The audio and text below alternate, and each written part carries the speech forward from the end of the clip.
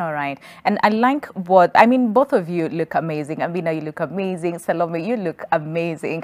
And I like the fact that both of you are actually pointing out something that is very, very important, because a lot of people struggle with the same. Probably some have underlying conditions and they do not know. And they end up, let's say, gaining weight or losing weight without necessarily knowing what is happening. And Japheth, this is where I bring you in terms of, we put out so much pressure on ourselves sometimes as, you know, people, that I'm gaining so much weight. Maybe it's because of what I'm eating. Maybe it's because I'm not doing this. Maybe I'm not exercising enough. But really, sometimes maybe there's something, you know, within us that we don't know. Maybe like medical conditions that we don't know. So when it comes to that aspect of then weight gain, and that is unintentional weight gain, what are some of the factors that might add to the same?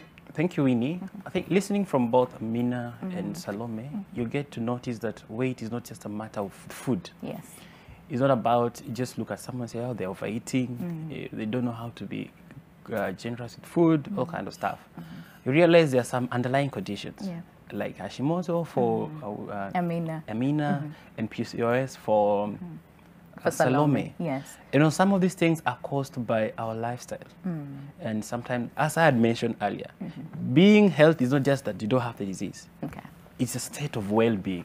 So sometimes we may need diagnosis, medical advice, medical you know, consultation to discover that sometimes you have underlying issues. Yeah. Because we also have people who are suffering from weight because it's genetic, it's hereditary, it's in the family line. Sometimes it's underlying conditions like Hashimoto, like we had for Amina.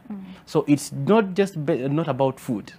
So it's a whole range of matters. That is why we need expert opinion and expert advice, especially when you notice you have unintentional weight gain. And sometimes you're not eating too much to notice the weight gain, but it's continuing to rise and rise. Like for Hashimoto's case, for Amina, it's the autoimmune disease causes the body to have hyperthyroidism. Hyperthyroidism is when we have less production of the thyroid. So the body has you know, low function and causes the person to develop weight gain without them noticing. So they notice that they have the boom, but they ain't eating, but there is the weight gain. Is it drastic, the weight gain, or it's just gradual? Like for her case and many other conditions, with her condition, it happens gradually, and you may not notice. You might not notice it. Yes. Because because of the Hashimoto condition, for example, the body slows down processes and metabolism, so you store up fat, you store up calories, you don't break down as much calorie as expected. So the body stores up and stores up, then you notice that you're big, you're booming, and then start developing more conditions. And then, sadly enough, once the weight starts booming, and then it starts bringing out other conditions, like you had for Salome, when she was developing PCOS because of the weight. So sometimes it affects, you know, brings fertility issues because of the excess weight gain. Then you go to delivery, makes the child predisposed to certain conditions. Like we have babies born with diabetes, gestational diabetes. Or sometimes the mother goes for delivery and then they have excess blood pressure, what we call preeclampsia and eclampsia, because of the pre-existing weight. So weight in itself is a disease, sorry to say. And that is why we're having this discussion this morning, that people get the awareness that it's not just about fitting into a nice dress or getting into a nice jacket, the way I'm looking this morning, but it's sorry, but it's more of a health issue. It's a health concern. So that as I grow big, am I still within the BMI that I talked about? The range of a normal, healthy human being.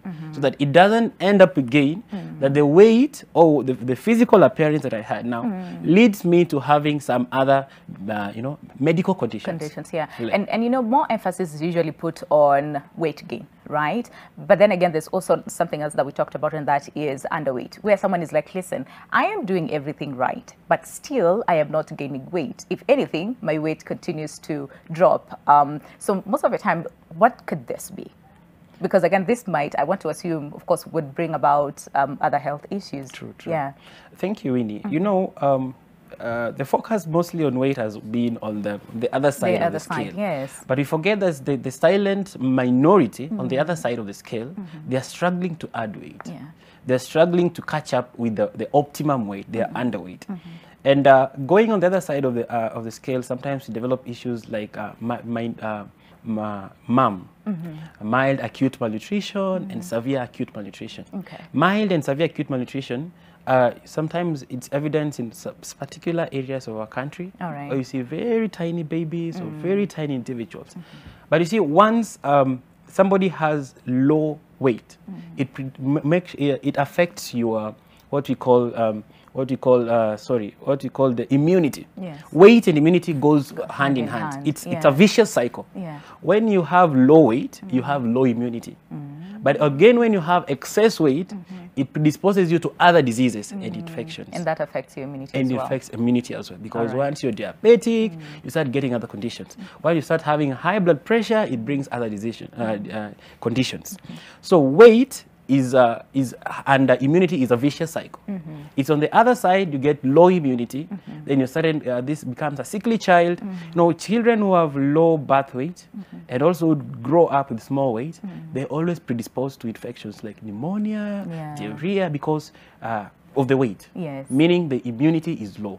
So that is why we are focused on the optimum weight, so that you are within the normal range, so that your immunity is at par, your body is strong enough to fight infections, your body is strong enough to fight diseases. Like right now in the pandemic, the global pandemic, and you see part of the at-risk groups as these people who have pre-existing conditions like the diabetes and the hypertension and, you know, such kind of things. Other dangerous and at-risk thing is the underweight. Because once you're underweight, it means you have low immunity. And so you're predisposed and you're predisposed. You walk in matatus in town, you walk around people's knees, you catch flu. Next time you COVID, it was like, God forbid. But that is why we have the focus on healthy eating.